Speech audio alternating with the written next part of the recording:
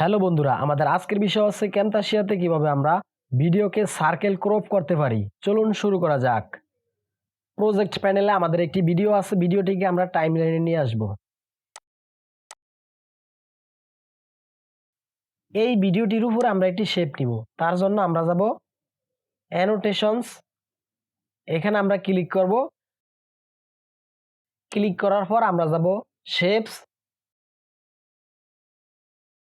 এখান থেকে আমরা সার্কেল শেপটিকে আমাদের ভিডিওর উপরে নিয়ে আসব এবং আমরা ভিডিওর সমান করে দিব। প্রিভিউ প্যানেলে এসে আমরা সার্কেলটিকে অ্যাঙ্কর পয়েন্ট ধরে এভাবে আমরা কাস্টমাইজ করে নিব।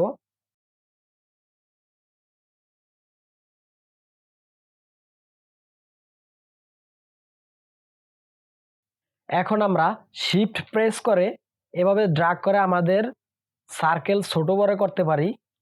সার্কেলটিকে আমরা মিডলে নিয়ে আসব, তারপর আমরা ভিডিওটি সিলেক্ট করব। সিলেক্ট করে আমাদের সার্কেলের নিচে বসিয়ে দিব। শেপটি সিলেক্ট করে এখান থেকে আমরা অপাসিটি কমিয়ে দিব।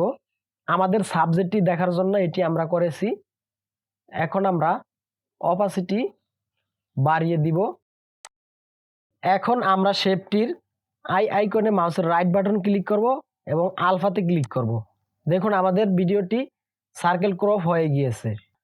এখন আমরা শেপ এবং আমাদের ভিডিওটি সিলেক্ট করব। সিলেক্ট করে এটির উপরে মাউসের রাইট বাটন ক্লিক করব। ক্লিক করার পর আমরা এই গ্রুপে ক্লিক করব।